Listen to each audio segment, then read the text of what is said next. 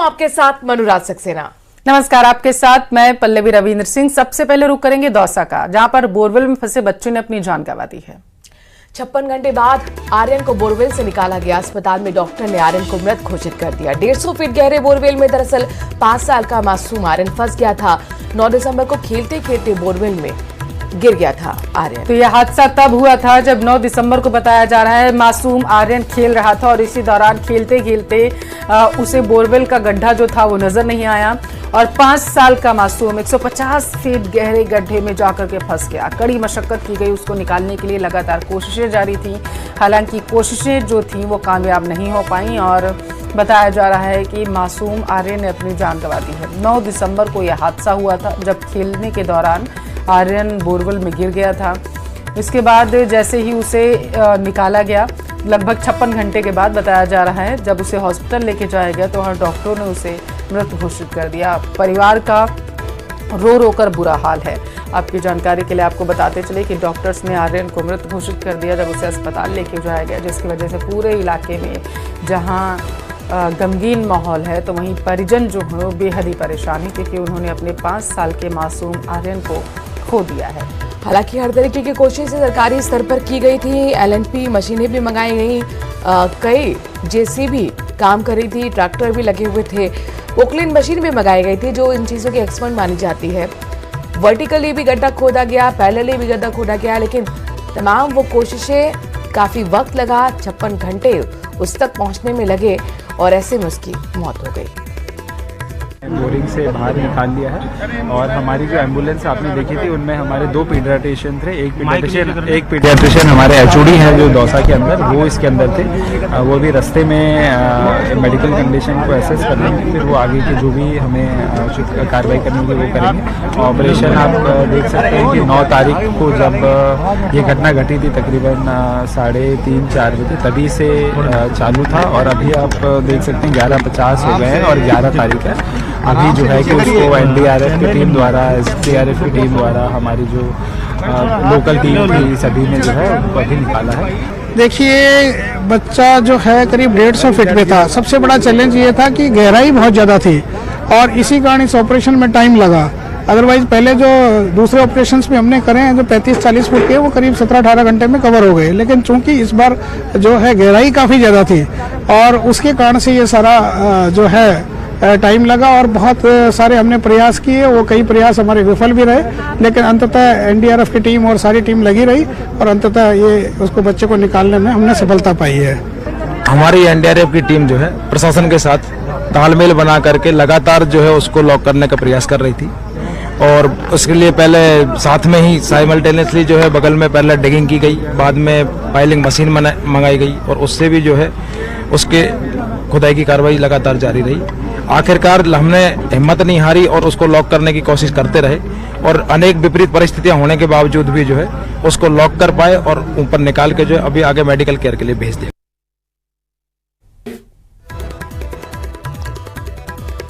माँ का रो रो का बुरा हाल है। बताया जा रहा है कि माँ की तबीयत तक बिगड़ गई, चूंकि उसको उम्मीद थी कि उसका बच्चा सही सलामत बाहर निकलेगा, लेकिन बहुत ज्यादा घंटे बीतते गए और उसके बाद आर्यन को नहीं बचाया गया। दरअसल आपने सुना वहां पर अधिकारी मौजूद थे, वो साफ तौर पर कह रहे हैं कि कहीं ना कहीं गहराई बहुत ज्यादा थी और इस सब के दरमियान सवाल सिर्फ कुछ ऐसे उठने लगे हैं जो उनका जवाब अब सभी चाहते हैं कि आखिर ऐसे हादसे बोरवेल में जो फंसने से बच्चे अपनी जान गंवा देते हैं कब थमेंगे?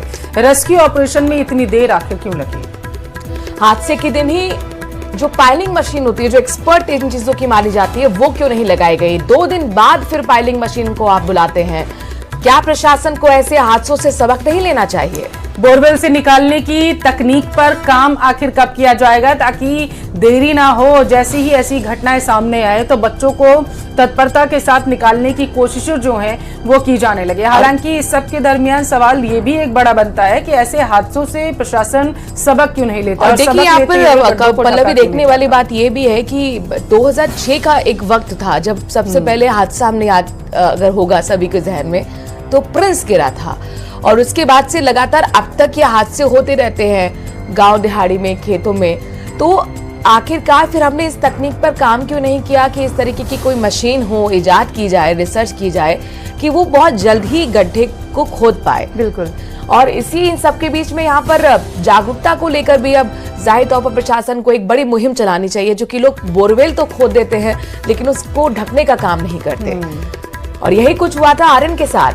खेत में बोरवेल खुदा हुआ था गड्ढा, पास में बच्चा खेल रहा था, उसकी माँ भी मौजूद थी, लेकिन माँ ने जब तक पलट के देखा तब तक बच्चा खेलते खेलते बोरवेल में गिर गया। दौसा की बात पल्लवी ये है कि कुछ हाल ही के दिनों में ये 5वां हादसा है। और आपने अगर 2 महीने पहले की बात याद होगी तो एक बच्ची थी जो कि 1.5 से 2 साल की थी, वो भी सितंबर महीने में गिर गई थी। हालांकि गनीमत रही थी कि उसे बचा लिया गया था। और दौसा ने ही वो एक्सक्लूसिव जानकारी दी थी, तस्वीरें भी पहुंचाई थी। संवाददाता हमारे साथ आशीष टेलीफोन लाइन पर जुड़ चुके हैं। आशीष, कोशिशें तो बहुत सारी की गई लेकिन कामयाब नहीं हो पाए। बिल्कुल, जो आर्यन है उसे बचा नहीं पाए और आर्यन अब इस दुनिया में नहीं रहा। बहुत कोशिशें की गई, एनडीआरएफ जिला प्रशासन की ओर से कोशिश की गई और मेहनत में कोई कमी नहीं रही और 56 घंटे का ये जो रेस्क्यू ऑपरेशन है ये चलाया गया।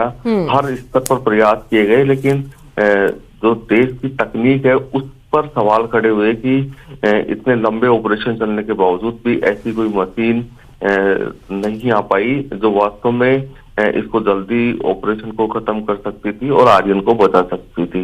लेकिन जो एनडीआरएफ के पास जो संसाधन थे उन संसाधनों पर उन्होंने बेहतरीन काम किया। उनको बार बार विफलताएं मिली क्योंकि ये जो बोरवेल था काफी विपरीत परिस्थितियां थी, क्योंकि अंदर एक बोगी फंसी हुई थी। इसके कारण हर कोई जो उनका तकनीक थी वो फेल होती जा रही थी, क्योंकि बच्चा बोगी के नीचे था तो करीब 5 से 6 फीट की जो बोगी होती है। अच्छा आशीष, क्या अब तक ये बात चुनौतियां चूंकि आप पिछले 3 दिन से आप बता रहे हैं, हम सुन भी रहे हैं, वहां पे जिला अधिकारी भी मौजूद थे, इन सबके बीच में कुछ ये पता चल पाया बच्चे ने कब दम तोड़ा होगा? चूंकि 56 घंटे लग गए उसको।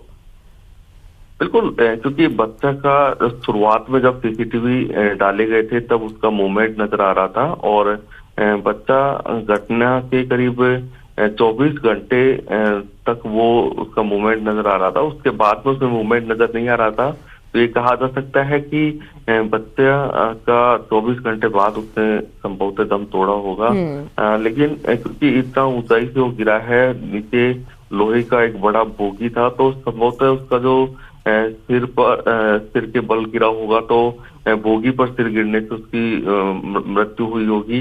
हालांकि ये सभी जो कारण है वो पोस्टमार्टम रिपोर्ट में सामने आएंगे।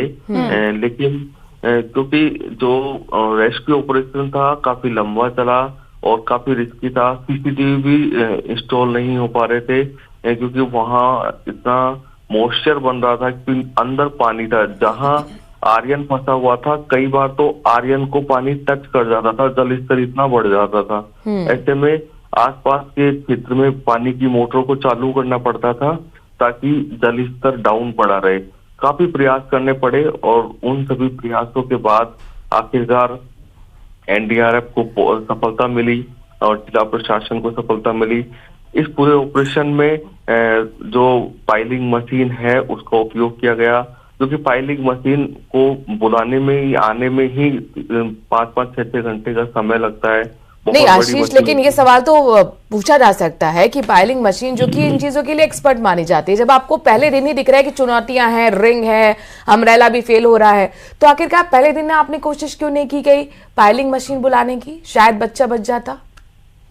हाँ बिल्कुल, पहले दिन भी अगर कोशिश की जाती, क्योंकि पाइलिंग मशीन में कभी जो हमने कल जो चली तो उसका भी हमने देखा, उससे भी समय बहुत लगने की संभावना थी, क्योंकि जो पूरा 150 फीट का जो उन्होंने गड्ढा खोदा वो भले ही 6 से 7 घंटे में खोद लिया, लेकिन उसके बाद में जैसे पाइप डलते, हालांकि इसमें आवश्यकता नहीं पड़ी, लेकिन पाइप डलते तो वही 6 से 7 घंटे पाइप में लग जाते। उसके बाद में टनल बनने में 2 से 4 से 5 घंटे लगते, तो वो जो पूरा एक दिन का समय तो पाइलिंग मशीन में भी लगता। और पाइलिंग मशीन मौके पर पहुंचने के बावजूद भी उसको इंस्टॉल करने में ही 5 घंटे लगते हैं। इतनी बड़ी मशीन है जो टुकड़ों में आती है, उसको जोड़ने में 4 से 5 घंटे लगते हैं। इसमें पाइलिंग मशीन भी ऐसी कोई विशेष मशीन नहीं कहा जा सकता कि वो 2 से 3 घंटे में या 5 से 6 घंटे में उस ऑपरेशन को सफल कर दे। फाइलिंग मशीन यदि उस लोकेशन पर मौजूद भी हो तब भी कम से कम 24 घंटे से अधिक का समय लगे। तो कुल मिलाकर ये कहा जा सकता है कि देश की जो टेक्नोलॉजी है उसको बढ़ाने की आवश्यकता है, कुछ ऐसी मशीनें इजाद करने की आवश्यकता है जो वास्तव में बहुत जल्दी रेस्पॉन्स करे और बहुत जल्दी इस तरह के आशीष, चूंकि इस तरीके के कई मामले सामने आते रहे और हम ये जिक्र भी कर रहे थे कि आप ही ने वो एक्सक्लूसिव तस्वीरें भी दिखाई थी, लेकिन वो अच्छी कम से कम राहत वाली खबर थी। आप और हम बात कर रहे थे कि बच्ची को बचा लिया गया, 1.5 साल की वो बच्ची थी। यहाँ दौसा में कई हादसे हो रहे हैं लगातार, तो क्या प्रशासन को अब ये नहीं चाहिए एक बड़ी मुहिम चलाई जाए, जागरूकता फैलाई जाए लोगों के बीच में कि बोरवेल तो खोद लिया जाता है लेकिन उसको ढकने का काम नहीं होता है? बिल्कुल, दौसा में क्या है कि बोरवेल काफी ज्यादा है, पानी इतना नीचे है कि जो कुओं में पानी है नहीं तो लोग बोरवेल खुदाते हैं, लेकिन जागरूकता का अभाव इतना है कि अभी बांदीकुई में 3 माह पहले, 2.5 महीने पहले जो बच्ची गिरी, इतनी अखबार और मीडिया में पूरी समाचार आए, उसके बावजूद भी लोग जागरूक नहीं हुए, उन्होंने बोरवेल नहीं ढके। अब ये इस बोरवेल की बात करें तो बताया हमने, जब लोगों से बात की तो पिछले 4 साल से ये बोरवेल खुला पड़ा था।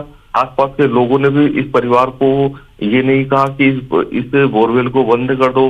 अब और खुद परिवार भी बिल्कुल जागरूक नहीं रहा। इसी जागरूकता के अभाव के कारण उनको एक मासूम बच्चे को गंवाना पड़ा और प्रशासन ने जागरूकता का अभाव या फिर प्रशासन की नाकामी, जो उनके द्वारा रूल्स बनाए जाते हैं, जो रूल्स और रेगुलेशंस होते हैं, उनको धरातल पर सही से उतारा ही नहीं जाता। ऐसा कोई कदम क्यों नहीं प्रशासन की तरफ से आशीष उठाया जाता है कि लोगों को सबक मिल सके और लोगों में डर भी हो कि अगर बोरवेल खुला छोड़ा जाएगा तो ये कार्रवाई की जाएगी? संभवतः बोरवेल इतने खुले मिलते होंगे, उसके बावजूद भी प्रशासन ने कोई कठोर कार्रवाई किसी पर की नहीं होगी। अब जिस तरह कल जो आर्यन का घटनाक्रम हुआ है उसके बाद में दौसा के विभिन्न एसडीएमओ ने आदेश जारी किए हैं कि खुले बोरवेल पर कार्रवाई की जाएगी। यानी जब हादसा होता है तो कागजों में इस तरह के आदेश जारी होते हैं, लेकिन उसको धरातल पर इम्प्लीमेंट नहीं किया जाता है और इसी के कारण इस तरह के हादसे होते हैं। 2008-9 में दौसा में एक बच्ची गिरी थी और वो उसको भी काफी रेस्क्यू ऑपरेशन के बाद बाहर निकाला था, जिसका नाम अंजू गुजर था, मोराडी गांव में। तो कई घटनाक्रम हुए, 5 वैसे तो करीब 10 के करीब घटनाक्रम हुए हैं, लेकिन 5 घटनाक्रम ऐसे हुए हैं जिसमें इस तरह का रेस्क्यू ऑपरेशन चलाना पड़ा है। और आशीष, वो भी बहुत जल्दी हुए, हाल ही में हुए हैं। सवाल ये कि बहुत तेजी से ये घटनाक्रम बढ़ भी रहे हैं, तो इसके लिए बड़े स्तर पर अब कार्रवाई की जरूरत है। आशीष, ये बताइए, चूंकि हम लगातार माँ को भी सुन रहे थे, आप उनसे बातचीत करने की कोशिश कर रहे थे, जब ऑपरेशन चल रहा था तब भी वो भावुक होती जा रही थी, अपनी बात नहीं रख पा रही थी, बस वही उस क्षण को याद कर रही थी कि मुझे बच्चा सही सलामत चाहिए, क्योंकि मैंने पहले भी एक बेटी अपनी अब बेटा खोया हुआ है।